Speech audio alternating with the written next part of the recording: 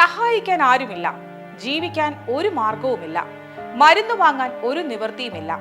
Pension മുടങ്ങിയിട്ട് മാസങ്ങളായി. നിത്യവൃത്തിക്ക് പണം വേണം, ആരോട് ചോദിക്കാൻ? ഒടുവിൽ തെരുവിൽ ഇറങ്ങേണ്ടി വന്നു ഇടുക്കി അടിമാലിയിലെ അന്നമ്മയ്ക്കും മറിയക്കുട്ടിക്കും. 85 വയസ്സ് പിന്നിട്ട ഇവരുടെ ദുരവസ്ഥ നമ്മുടെ സ്വന്തം കേരളത്തിലാണ്. LDF വരും എല്ലാം ശരിയാവും എന്നത് ഒരു പഴഞ്ചൻ സ്വപ്നമായി മാറിയോ?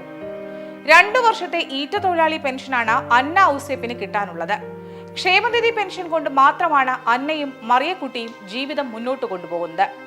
മരുന്ന് വാങ്ങാനും കറണ്ട് ബില്ലടയ്ക്കാനും ആഹാരത്തിന് പോലും പെൻഷനാണ് ഇവരുടെ ഏക ആശ്രയം. മാസങ്ങളായി ഇവർ പഞ്ചായത്ത് ഓഫീസ് കയറി ഇറങ്ങുന്നു. ഒടുവിൽ ഒരു ഗത്യന്തരവുമില്ലാതെ അവിടെ നിന്ന് തന്നെ ഭിക്ഷയച്ചു തുടങ്ങി. പ്രദേശത്തെ കടകൾ, ആളുകൾ, ഓട്ടോ ഡ്രൈവർമാർ എന്നിങ്ങനെ എല്ലാവരെയും കണ്ട് കാര്യം പറഞ്ഞു. കറണ്ട് ബില്ലടയ്ക്കാനും മരുന്ന് വാങ്ങാനുമുള്ള പണം കിട്ടി. ഇത് ഒരു താൽക്കാലിക ആശ്വാസം മാത്രമാണ്. അടുത്ത മാസവും സർക്കാർ കനിഞ്ഞില്ലെങ്കിൽ അവസ്ഥ ഇതുതന്നെയാകുമെന്നാണ് ഇരുവരും പറയുന്നത്. കഴുത്തിൽ ബോർഡൊക്കെ ഇട്ടാണ് ഇവർ ആളുകളെ കാണുന്നത്. സർക്കാരിനെതിരെയുള്ള സമരമല്ല എന്നിവർ പറയുന്നു.